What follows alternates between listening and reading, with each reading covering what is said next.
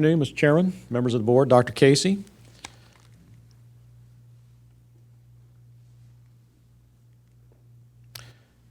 Regarding the county's vaccination efforts, the Chesterfield County Employee Medical Center continues to administer vaccines to county and school employees, though they are noting an overall decrease in demand in recent weeks. Since vaccines became available in late December, the Employee Medical Center has administered over 1,500 doses and reports that 69% of county employees have received their first dose and 66% are now considered fully vaccinated. The vaccines are working. I believe as we stand here today, there are approximately 5 individuals that are absent due to COVID-related issues between the county and schools operations. I can tell you in the fire department, we've had only 2 uniformed members test positive since February, and both of those individuals had refused a vaccine. So the vaccines are working. As mentioned in previous presentations, school nurses successfully administered over 12,000 doses of vaccines to teachers and school system employees earlier in the year and have since demobilized their mass vaccination efforts. All new school system employees are being referred to the EMC for their vaccines. Chesterfield Fire and EMS demobilized its pod at the Eanes-Pittman Public Safety Training Center in mid-April after administering over 13,000 vaccines to public safety and other essential workers in the community. The department's MIH program remains available to serve those with chronic health conditions who are unable to safely travel from their homes, and now over 300 bedbound residents in the county are considered fully vaccinated. Finally, the Chesterfield Health District, supported by various county departments, demobilized the Fairgrounds pod on May 20th and is now focused on smaller, more agile pods, as Dr. Samuel described, to meet the needs of vulnerable communities. To date, the Health District has administered over 32,000 doses of vaccine. Altogether, the efforts of Chesterfield County and the Health District combined have resulted in nearly 60,000 vaccines administered to our community. As of yesterday, Chesterfield County has reached 81.5% of its community vaccination goal, comparing favorably among other jurisdictions in Virginia in excess of 200,000 population. Today's dashboard view shows that we have inched up further, just shy of 82% of our goal. Among the demographics that are at greatest risk for hospitalization and death from COVID-19, 78.7% of those between 60 and 69 years of age have received at least 1 dose of vaccine. 88.8% of those between 70 and 79 years of age have received at least 1 dose. And 88.5% of those 80 years of age and older have received at least 1 dose. My message to the groups that are most likely to spread COVID-19 in the community: there's still more work to do. The age groups between 20 and 49 have accounted for nearly half of all COVID cases in the county, yet we are averaging only around 50% of those individuals who have received at least their first dose. As Dr. Worsley mentioned earlier, there are many different ways that our residents can learn more about the COVID vaccine, and Dr. Samuel has noted that there's more than enough capacity throughout the community so that those who want a vaccine can easily get one. This morning, for example, I checked with 2 different pharmacy chains online, and I was able to find hundreds of available appointments here in the county. Some could be secured as soon as an hour from when I checked in, so individuals can easily get these vaccines. In closing, my message to the community is that the supply is abundant, and please do not hesitate to get vaccinated. Be happy to answer any questions that you may have about the county's vaccination efforts at this time. Any questions or comments, board members?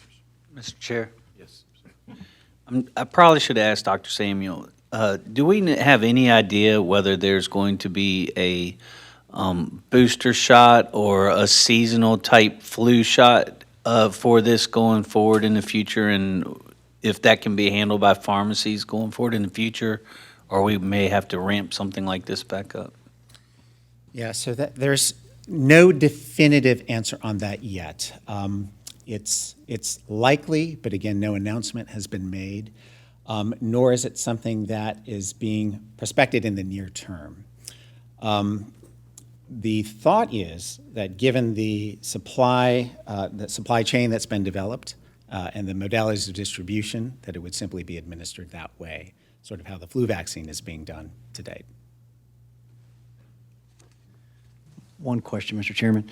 In terms of students, will they be able to receive their vaccinations at schools through our school nurses, or has that been decided? What's the status of sort of children being vaccinated once those come online a little more? We've had several meetings with school leadership, and we have pointed the schools, and they're sharing this information with the parents through Vaccine Finder and other sources where they can still get the vaccines in the community.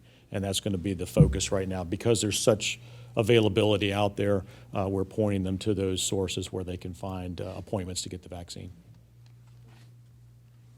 Mr. Chair, I have a question, and I don't know if this may be for Dr. Samuel. You know, I had a citizen just ask me this weekend, and maybe we've talked about this in the past, but we know we had some of our citizens go into North Carolina to get shots, right? So are we missing those numbers then? I mean, like, for instance, those numbers don't get pushed back into Virginia, so we actually may be lower on percentages than, you know, our citizens have actually, as they went seeking other places to get shots. Am I correct on that? My understanding is that that is being rectified or has been rectified. I know that has certainly been an issue in the northern part of the state. So NOVA and, you know, transfer between Maryland, DC, et cetera, has been an ongoing challenge. And I believe there has been efforts to manage that data exchange. So I trust that's being done, whether it's done at an interstate level with agreements between states individually, or you know, some more national systemic level. I think that is being rectified. But I can't speak to that definitively with regard to numbers here in this district.